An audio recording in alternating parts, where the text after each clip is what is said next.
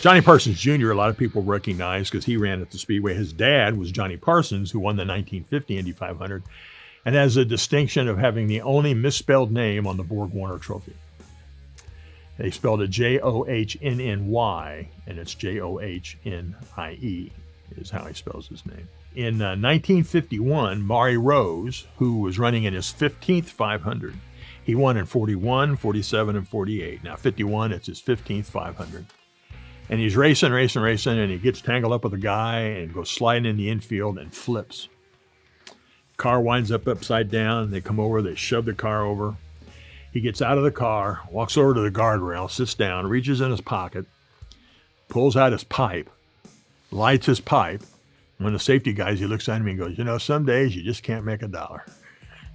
And he took a puff of his pipe and he goes, that's it, I quit. And he retired, sitting right there, right there on the wall. In 77, Gordon Johncock, who he was leading the race and Foyt was chasing him, and something broke on the car coming out of 4, and he coasted down the main straightaway, and it was a hot year, 77. And he comes to a stop in the grass in the infield in turn 1. He gets out of the car, walks over, and there's a creek right there. And he walked down into the creek and started splashing water on him. It was so hot, and just come back up and sat on the guardrail till the emergency crews got there. Kind of a behind-the-scenes deal. I went to junior high school and high school with Butch Meyer. His grandpa was Louis Meyer. Louis Meyer was the first 3-time winner. He won in 28, 33, and 36. In 36, he was the first 3-time winner. He was the first to drink milk in Victory Lane. He was the first to get a pace car as part of his prize, and he was first to be awarded the Borg-Warner Trophy. It was new in 1936. And so it was so neat hanging out with him and meeting Louis, and his dad, Sonny Meyer, Louis Meyer Jr., built the engines for like 18 Indy 500 winners. So they had a shop, Louis Meyer Incorporated, over in this industrial complex behind Lafayette Square off of Interstate 65. And you go over there and just hang, and go for stuff, cleaning, sweeping, just to hang out and be a part. And the 1973 500 was my senior year in high school, and it was such a big deal. And I sat up in the grandstands in the Louis Meyer Incorporated seats in the Northwest Vista, and Louis had done some parade laps in the pre-race parade in one of his old winners. And he came around and he was flying. Most of those guys are just kind of puttering around. Louis goes, and Louis got done, and he come up and sits in the stands, and Butch goes, Grandpa, why were you going so fast? I want to get away from all those people and get up here and just watch the race, But, so 1973, it rains. It takes 3 days to run the race. There's crashes. There was a crewman killed in the pits. It was an STP, Patrick Racing crewman. Swede Savage was fatally injured. He was a teammate. And after like 342 miles, third day, they go, that's it, we're done. And Gordy was declared the winner.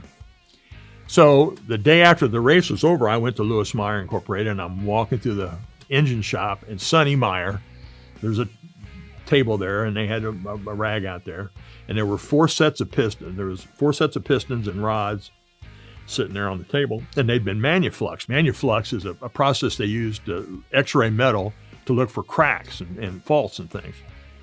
And all these orange, 3 of the 4 pistons, rods and connecting rods and everything had cracks in them, and a couple of the pistons had, you could see orange lines. And I said, Sonny, where are these? He goes, they're out of Gordy's engine from yesterday. I go, what are these cracks? He goes, they're weaknesses. And I said, well, how much longer would this thing have lasted, this engine? He goes, maybe a lap, maybe 100 laps. You don't know. It could have gone at any time. But the race was called at 342 miles. So fast forward a few years, and second place that year was Bill Vukovich Jr. His dad had won 53 and 54 and had been killed in 55. His son was fatally injured in a sprint car wreck in the 80s. But anyway, so in 1973, he finishes second to Gordon Johncock.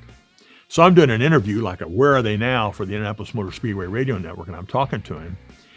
And after we got done, he goes, yeah, he goes, man, 73 burns me up. He goes, I was so lucky because McCluskey was in third and he was gaining on me, and I had a turbocharger, and the turbocharger had cracked. I was down 100 horsepower and McCluskey was catching on me. And man, I was so lucky that rain came. I ended up finishing second. And I told him about the Pistons. And he goes, a lap? And I go, yeah, Sonny said it could have lasted a lap, could have lasted 10 laps. And he goes, oh, I wish you'd have never told me that.